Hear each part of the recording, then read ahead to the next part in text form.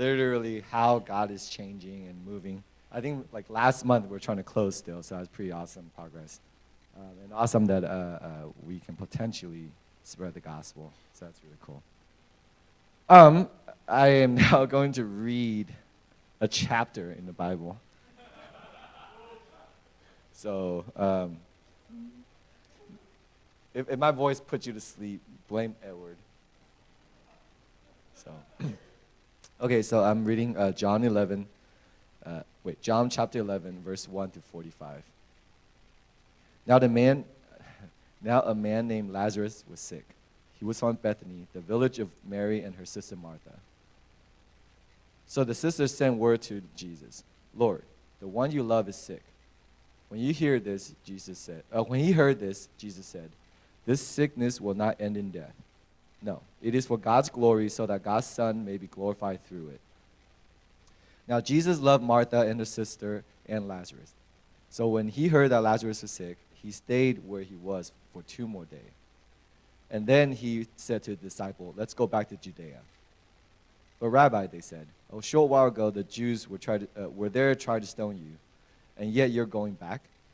Jesus answered, are there not 12 hours of daylight? Anyone who walks in the daytime will not stumble, for they see by this world's light. It is when a person walks at night that they stumble, for they have no light. After he had said this, he went on to tell him, our friend Lazarus has fallen asleep, but I'm going there to wake him up. His disciples replied, Lord, if he sleeps, he will get better. Jesus has been speaking of his death, but his disciple thought he meant natural sleep.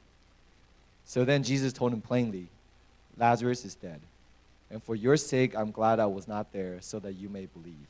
But let us go to him. Then Thomas said to the rest of the disciples, let us also go, that we may die with him. On his arrival, Jesus found that Lazarus has already been in the tomb for 4 days.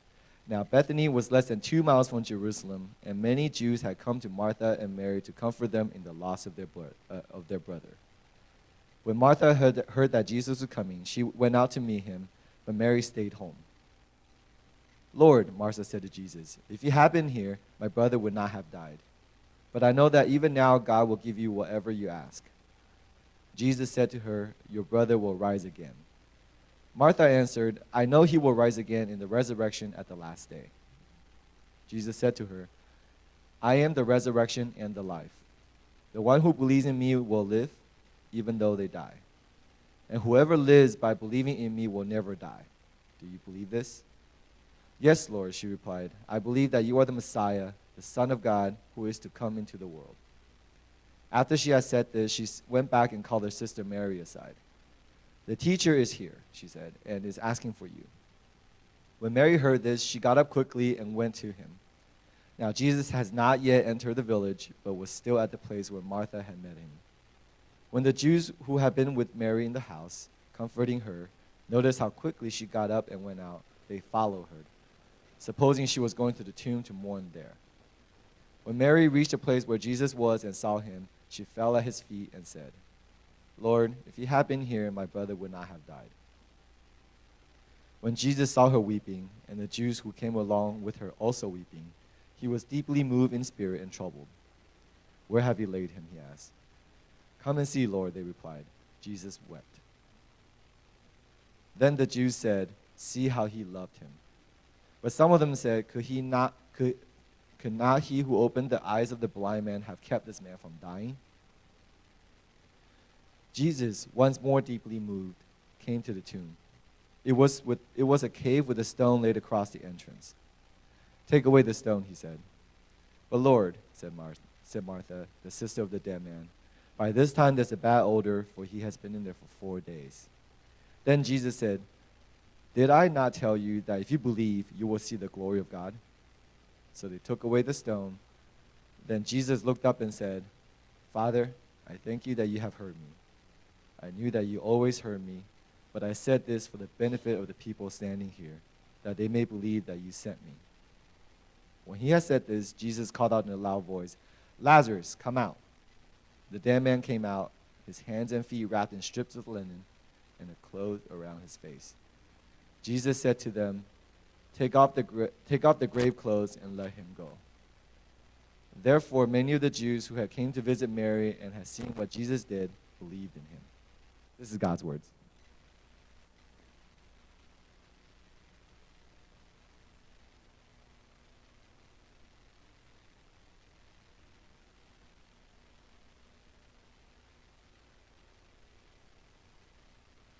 Really tried really hard looking into it, and I just couldn't for the life of me figure out what I would even begin to cut from that. All of it was important. And so partly for that reason, I just decided let's just go with it. And two, like, I also kind of expected that, like, many of us would know the story, but some of us might not. And so seeing the story in its entirety, I thought would have been helpful for everyone as well, just to contextualize everything. To get us kind of kicked off and started, next slide, please.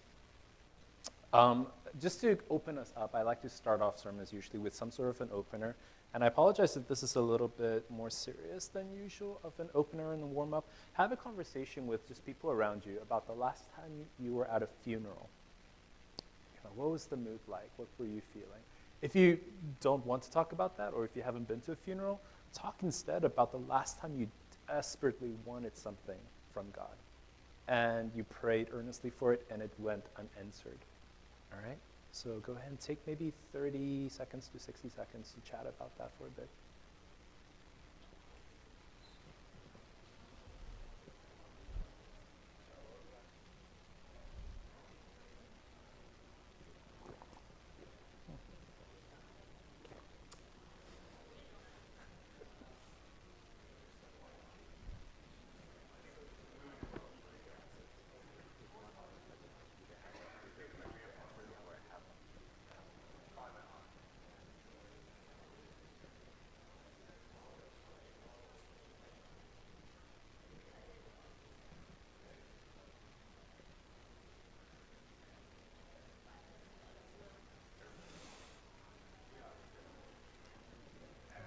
Best you can, about 15 seconds, try to wrap it up.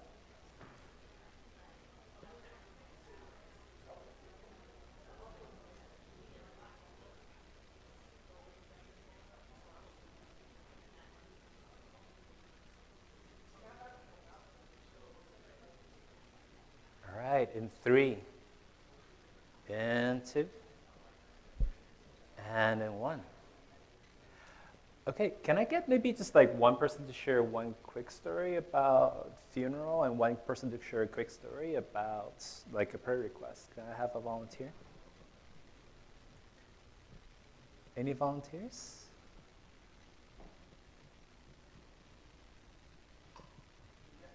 I need one volunteer to kind of share the story about the funeral, or just like, who it was, what were you feeling, what was the mood like at the funeral?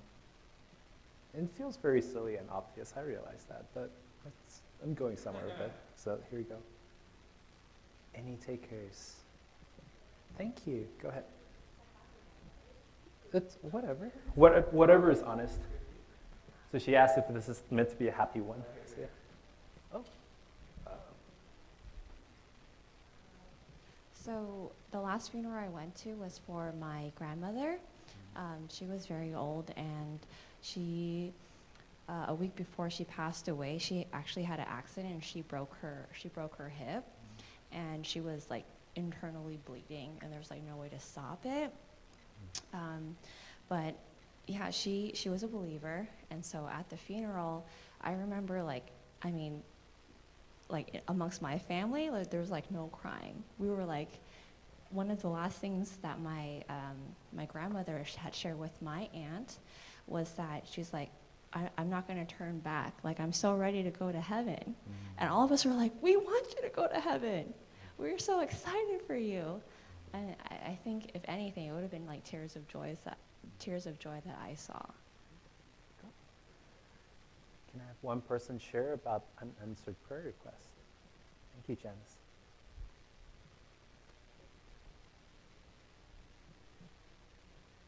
No? I'm a teacher. I know how to wait. Yeah, me too. unanswered prayer request. Just a quick sharing about that.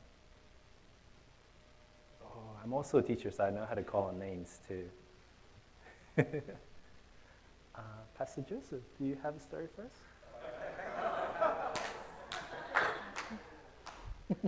I have too many, but I have all the opportunities to say it, so I'll pass. Okay. All right, let's move on. Thanks, Kevin. Okay, so there's an overall thesis to the entire sermon series that we're in. So we're in the middle of the Miracles of Jesus sermon series. And I think the overall thesis, if I understood correctly where PJ is going with this, is that every miracle Jesus does, it tells us a little bit something about him. Okay, it gives us a little clue into his identity. And specifically today, the story of Lazarus, the raising of Lazarus, and the events before and after leading away from that, it tells us specifically about like Jesus' attitude towards suffering, death, and so it's a big part of our his identity and how he looks into these things and how he responds to us as we feel these things. And so part of the reason for the warm-up is to get us kind of thinking about that a little bit as we kind of think about how Jesus thinks about that as well. Okay? So overall, next slide. I have two objectives here today. One is to get us to a place where we understand the purpose behind this miracle, the raising of Lazarus from the dead. There is a reason why he did that. What was that reason? Right? The second objective I want is to get us to think a little bit, contemplate that if the resurrection is true, okay, if God has the ability to raise people back from the dead, what is the implication in our lives in the here and now? Okay, so those are the two, the purpose and the implications. Next slide. Let's see. So the story opens up with a close friend of Jesus, being on his deathbed, kind of slowly, very ill, slowly dying. We know that Lazarus and his two sisters were very close to Jesus because the Bible said so. And so we read that when he heard this, Jesus said, "The sickness will not end in death. No, it is for God's glory, so that God's Son may be glorified through it." Now, Jesus loved Martha and her sister and Lazarus. Notice that he mentions each three individually, one by one. Okay? Now, he loved Martha and her sister and Lazarus, so when he heard that Lazarus was sick, he stayed where he was for 2 more days. I feel like a big part of reading and understanding the Bible is it's almost a lesson in language. The word so, it's the same in Hebrew. It means therefore, right? So it's something happens, so this is the result, right? I am hungry, so I ate a burrito. Right? So you get the connection there. It's connected. What happens in B is connected to A, right? Jesus loved these three people, loved Lazarus. So when he heard the news, he waited and did nothing. Okay, now that's weird. That's strange, right? Because what we find here is that, what is the reason for it? The purpose of this sickness, the purpose of this death, this sickness, is for God's glory. It's so God can be glorified. It's so that the Son, him, Jesus, can be glorified. Now, ponder this with me for a moment. This does not sound loving, right? I don't even have to go the non-Christians, just even to me, this sounds weird. The way you're going to love somebody is by allowing them to die. And the reason that you're allowing them to die is to glorify yourself. That's weird. That's very weird. That's very strange. That does not, to at first glance, that does not look loving. Right? Now, the writer, John, emphasizes that Jesus loved Martha and the sister and Lazarus precisely because John anticipated we would think that. And so he reminded us and the readers that this was a loving act.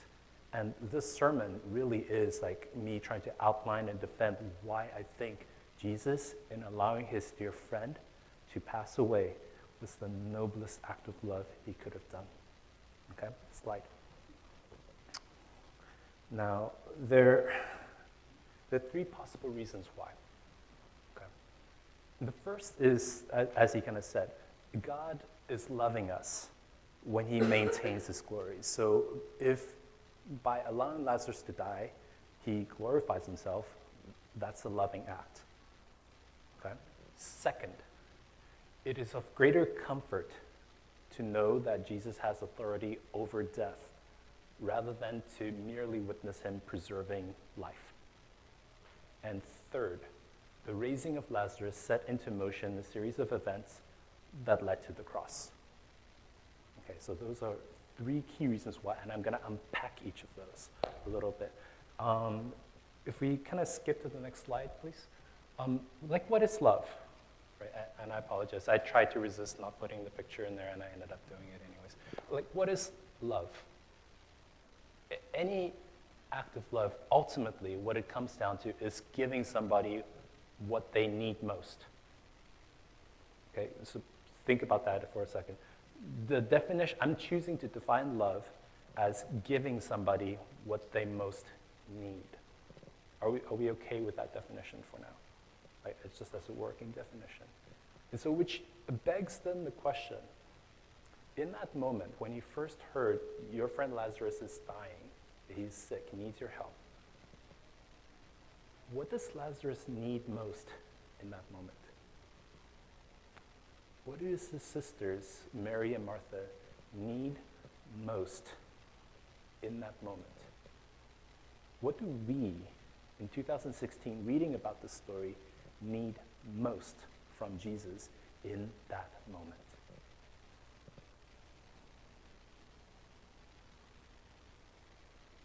The answer is not healing.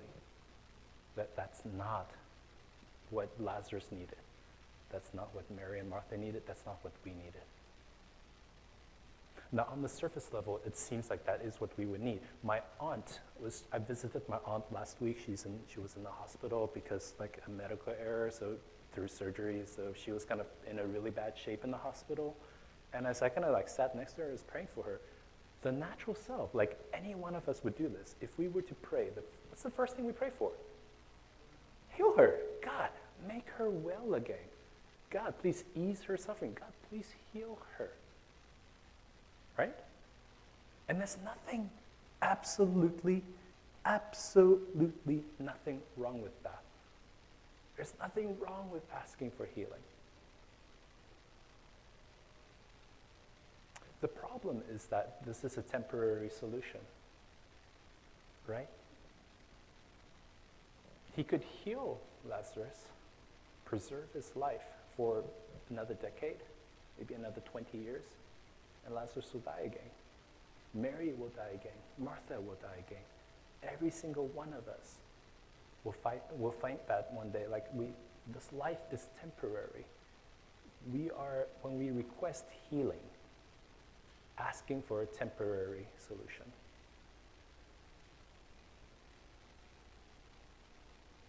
It assumes that this life is all that there is. That's the underlying assumption. Now, this is wrong. If we consider an eternal reality, prolonging our life seems like such a small request. And if God grants it, it is such a small favor. Right? Instead, what we truly need is just a glimpse into that eternal reality and the hope of being able to participate in that eternal reality. It is the revelation to your soul, that glory of God, to see, admire, to marvel and savor the glory of God in Jesus Christ, so that we can participate in that eternal reality with him.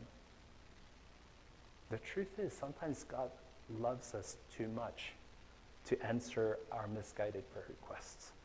and he will rather give us what we truly need. Now, that's loving. That's loving to Lazarus. To show him that, rather than merely give him a temporary solution. Okay, and I'll unpack that some more as we go. Now here's the thing, God's part is in the revealing of his glory. Our part is in the believing. If you can go back 2 slides, please. One more slide. There you go. So this is the second part. So not only did he, so he loved Mary, Martha, and Lazarus, and that's so he waited and allowed him to pass. And then later on, when he talked to his disciples about this and saying, okay, now it's time to go. So then he told them plainly, Lazarus is dead, and for your sake, I'm glad I was not there, so that you may believe. See, God's part is in the revealing of his glory. Our part is in the believing. Does that kind of make sense? God's part is in the revealing of his glory. Our part is to respond to it, to either choose to believe or not believe in that glory. All right? And this miracle of raising Lazarus back from the dead accomplishes both. And we needed both. Lazarus needed both. Mary and Martha needed both. Okay. Can we go back? Slide. Here, good. So, which basically what this means is that God's glory and our joy and how we kind of interpret things and how we connect to God, God's glory and our joy are inseparable.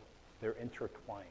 What this comes down to is that God is most glorified in us when we are most satisfied in him. Okay? Now, what the implications are is that this impacts how we pray, right? So if I was to be in that hospital bed again and to redo that prayer request, the prayer isn't merely, God, can you please heal my aunt and make her well as soon as possible? My prayer instead shifts to, God, please reveal your glory. Please show yourself as glorious in this situation, whether it's by granting healing or not. And so if I'm praying for my sister who's currently looking for work, it's not, God, give her a job as soon as possible. It is, God, please reveal yourself as glorious to me, to her, to my mom, to the people around her, whether she gets the job as soon as possible or whether you make her wait years, right? Because that's the way we want to pray. We want to press into that eternal reality. Okay. All right, next slide. The second reason is that God wanted to love us by demonstrating that he has power over death rather than merely prolonging life, right? So before we dive in, there's a couple of quick contexts I wanted to give. 3 days before, so here's the thing about back then Jewish death and their mentality about death. The Jews oftentimes waited 3 days before they officially pronounced a person dead. And the reason is because medicine not so good back then. Oftentimes a person appears dead and actually resuscitate themselves and come back. It'd be very embarrassing if you got buried and And so notice that in this passage, it said Jesus arrived 4 days after he passed. And so definitely dead.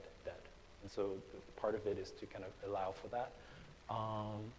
The other thing is the period of mourning oftentimes takes years or longer. The community, the family is involved. Everyone, you notice that people in town stop by their house to mourn with them.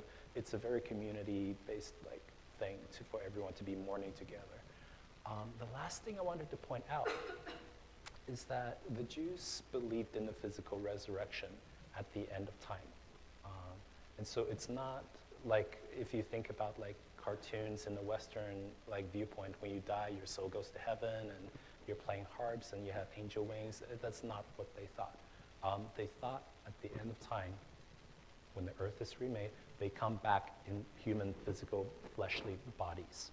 Okay, so they believe in that. Okay, a couple of quick pieces of evidence. In Job, which is one of the oldest books in the Bible, I know that my Redeemer lives, and that in the end, he will stand on the earth, and after my skin has been destroyed, yet in my flesh,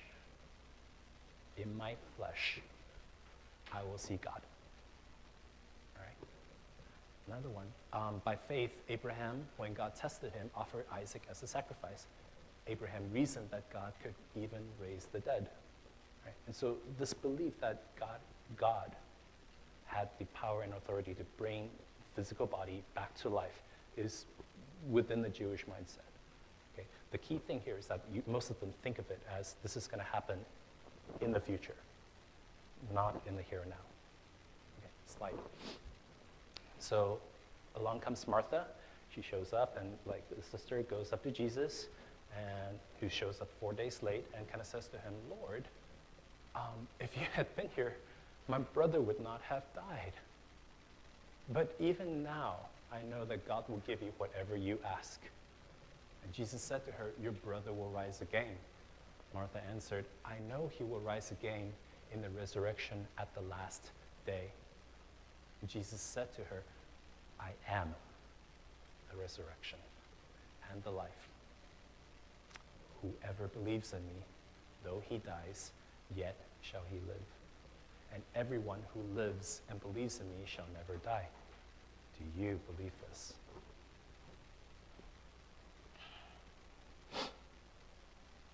Now, I'm not sure how to read Martha in this situation. Sometimes I try to imagine the characters in the Bible stories and how they're thinking, how they're feeling, how they're reacting. I can't tell if she's bitter and sullen and blaming Jesus, like, Jesus, you should have been here. Why weren't you here? My brother died because you didn't make it in time. Or was she kind of saying, Jesus, you didn't make it in time? That breaks my heart. But I know if you were here, if you had been here, I know that you could have done something. I'm not doubting your powers. My guess is a little bit of both. Right? What I'm absolutely clear on is that she is not thinking Jesus was there to raise the brother that day. Right? I mean, the evidence is right there. Like Jesus says, your brother will rise again. And her response is, yeah, I know in the future, at the end time, in the future, when the earth is ending, he'll come back then. I know that. She's not thinking in the here and now. Jesus has the authority to bring him back. Right? So she knows, and she's professing belief. Okay? Remember what I said, God's part is revealing glory. Our part is belief or unbelief. Right? She's professing belief in his power to heal her brother, but not in raising him to life. Okay, and that's why he showed up late, to give her that belief. Right? Now, the other part I wanted us to see here is Jesus saying, I am the resurrection. That sentence is as weird in the Greek as it is in the English. I want to say, like, I am the source of life. I am the author of life. I am the bringer of the resurrection. Instead, it's just, I am the resurrection. It's like, I am the embodiment of this thing that you're craving. Right? I am the resurrection and the life. Right? And this is meant to serve as a picture, like this miracle is meant to serve as a picture of his own death, very near future. Because Jesus is about to die. And Jesus is about to come back to life. Right? It's also meant to serve as a picture for us, that we are going to die, and we will come back to life. And the reason why I think that is the word whoever and everyone. He does not say, notice that, like, Lazarus believes in me so that he will live. Does not say Lazarus lives and believes in me so he shall never die. It says whoever and everyone. It's all inclusive. It includes us. It includes Mary and Martha. Lazarus' death and his soon coming resurrection is meant to point to that. It's meant to symbolize that. It's meant to give us proof that God has the authority over life and death.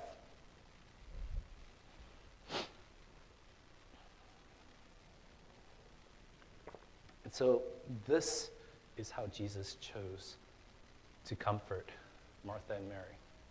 Right? It's not by merely healing their brother. It's by pointing at that thing that scares them more than disease, death, and saying, I have control and authority and power over that too. Right? Next slide.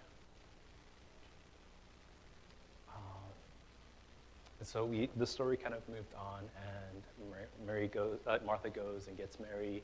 Mary comes along, brings the crowd with them. And when Jesus saw Mary weeping, and the Jews who had come with her also weeping, he was deeply moved in spirit and troubled. Where have you laid him? He asked. Come and see, Lord. And Jesus wept.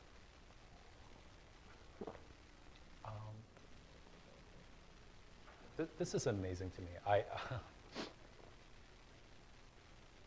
The word moved in spirit and troubled is poorly translated in English. It does that in all the translations. It implies that Jesus is kind of like, oh, bummer, that sucks. And that's not what that means. The word troubled in the Greek, and if you kind of look it up, it implies the snorting of angry war horses. Okay, I haven't ridden horses in a while. I haven't been around angry horses, but if you guys can kind of imagine, I'll try to kind of reenact it for you. It probably sounded something like this. You get the picture, right? Meaning Jesus wasn't just like troubled. He was furious. He was outraged. He was pissed off. Now the question is, what was he pissed off about? What got him so angry? And that's we see right there when we saw Mary weeping and the Jews who had come with her also weeping. That pissed him off. Now why? Why?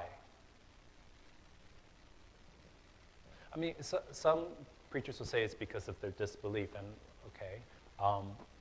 I tend to think of it in this terms. The times when I think we are most angry is when the people we love and care about are deliberately hurt by someone else. Does that kind of, like the analogy I'm giving here is that if you're a dad and you come home and you see your kid is crying because the kid's like weeping and telling you like these kids at school are bullying me, you get pissed off at that, right? Because you love your son. You don't want them to go through that. You like, what do you mean? Who are these kids? I need name, I need address, and daddy will take care of it for you, right? You get the point, right? Sin and death is wreaking havoc in people that he cares and loves so deeply about. And he's pissed off. It's not just trouble. He's angry. He's not just angry, he's also sad. And you see there, like, Jesus wept. Verse 35, the shortest verse in the Bible. 2 words, Jesus wept. Okay. Now, a couple of us are really, like, logical thinkers, like, you know. If it's me, like, in that situation, and I knew that Jesus was about to raise Lazarus back from the dead, I'd be like, okay, cool. I guess things are cool here. Problem solved. Why are we crying, guys? It's cool. Jesus got this. Right? But that's not what Jesus did. Right? Jesus engaged in that moment. In that moment was sadness. In that moment was just disaster. It's travesty. It's suffering. It's human suffering. And Jesus being not just God, but fully human as well, he's a part of that drama. Okay? He does not hide from emotions. He engages it fully. Okay? Does not matter that the resurrection is about to come. Does not matter that tears are going to turn to laughter in a little bit, in a few minutes. That doesn't matter. In that moment, the appropriate response is sorrow, and so he engages in that. Now, what that does is that, how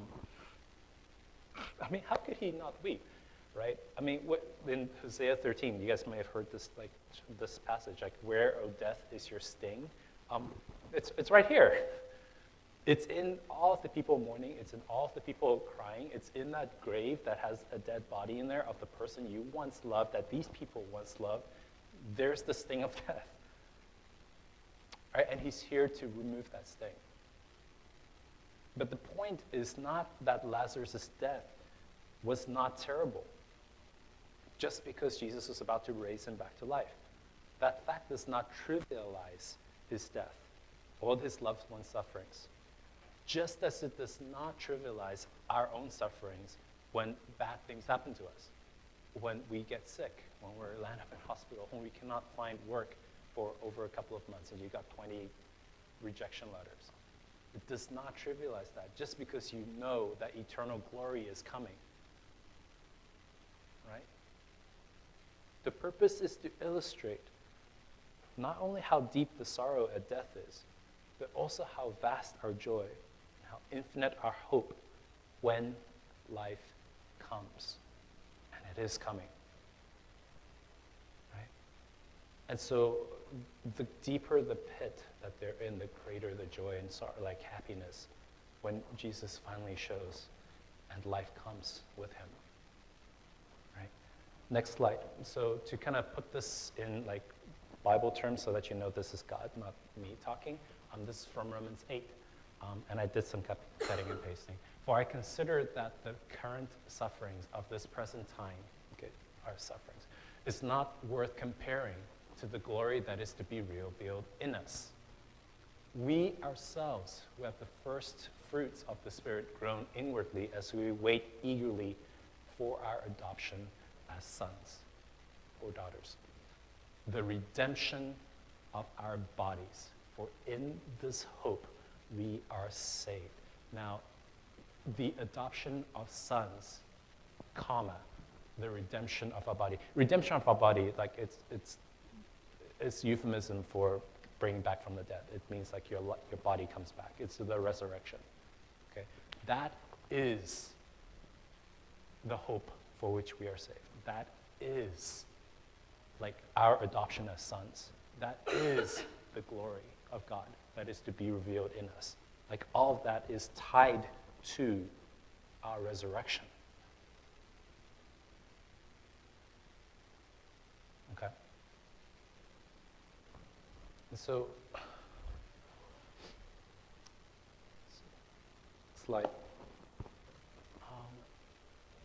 So we get to this point now, finally, with all the setup and all the hubbub and Jesus, the angry horse, and Jesus weeping, and Jesus choosing to let Lazarus die, and we're now here. And Jesus, once more, deeply moved, troubled, came to the tomb. Did I not tell you that if you believe, again, remember, God's part, reveal glory, our part, believe. If you believe, you will see the glory of God. So they took away the stone, and Jesus looked up and said, Father, I thank you that you have heard me. I knew that you always hear me, but I say this for the benefit of the people standing here, that they may believe that you sent me. And when he said this, Jesus called in a loud voice, Lazarus, come out. And he did.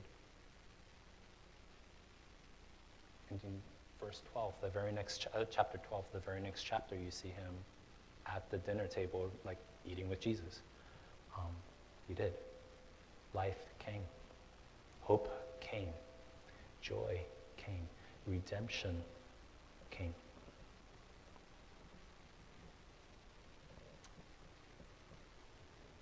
That's the second reason why this is loving. because that is so much better than him getting better from the flu. So much more glorious. Next slide. The third reason why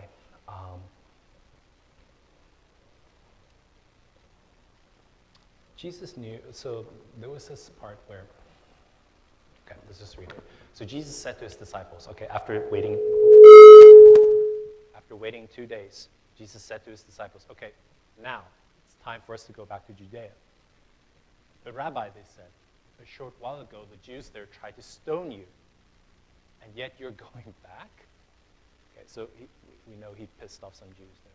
And Jesus answered, are there not 12 hours of daylight? Anyone who walks in the daytime will not stumble, for they see by this world's light. It is when a person walks at night that they stumble, for they have no light. This was confusing to me, so I had to look up commentaries for this. But from what I understand, 12 hours of daylight refers to his lifespan. It means this is my allotted time in life to do ministry, to do God's work, and then I'm done. Then the end, then death, then the cross. Okay? I have these 12 hours of daylight in which to do the work that I need to set out to do. This is one of them. It's time to go. Okay? He's acknowledging that night is coming. He's on maybe the 11th hour at this point. Right? And he's not about to avoid the night just because he's scared of dying. Next slide. And so what we see is that verse 45 and on. So this is after Lazarus is raised. Okay? And Jesus knew this was going to happen. Okay? Therefore, many of the Jews who had come to visit Mary and had seen what Jesus did, raised Lazarus from the grave, believed in him. Mission accomplished. Right? Again, remember, God's part, reveal glory. Human part, believe. Mission accomplished. People believed. Okay. But some of them went to the Pharisees, the religious leaders, okay, and told them what Jesus had done. Then the chief priests and the Pharisees called a meeting of the Sanhedrin. Here is this man performing many signs. If we let him go on like this, everyone will believe in him. No duh.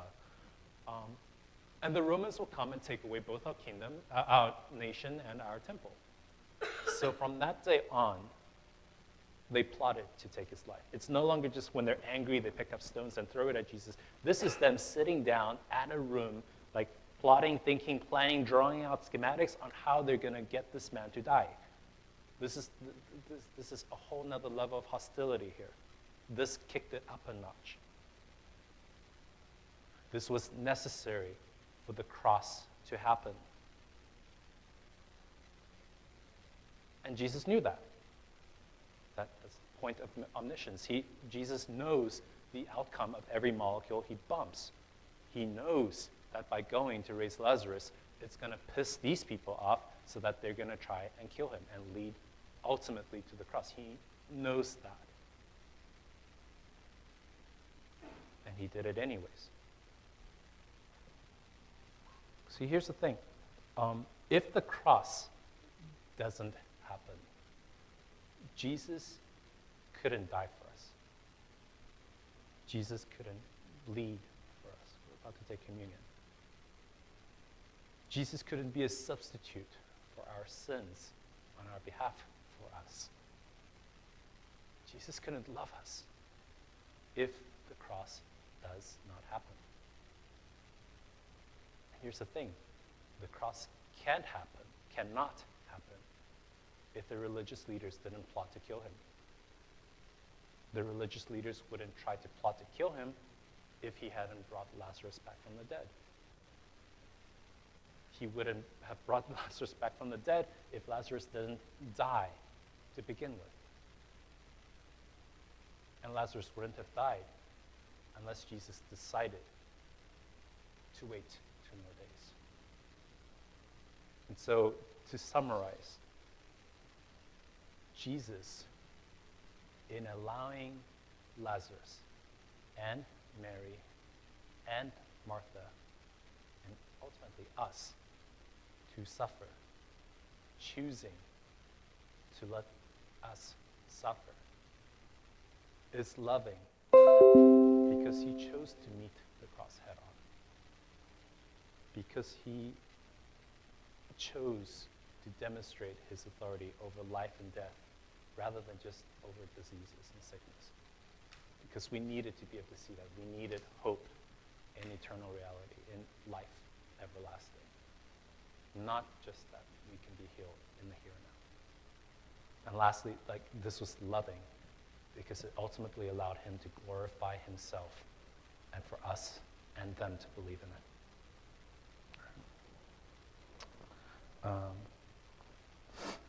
God, you're amazing, Lord. To choose to allow suffering, allow people you love and care so deeply about to suffer and wonder where you are out of love. And we can't begin to thank you enough for it. So we'll start just with thank you. And just ask, Lord, that you would shape our perspectives to reframe how we pray,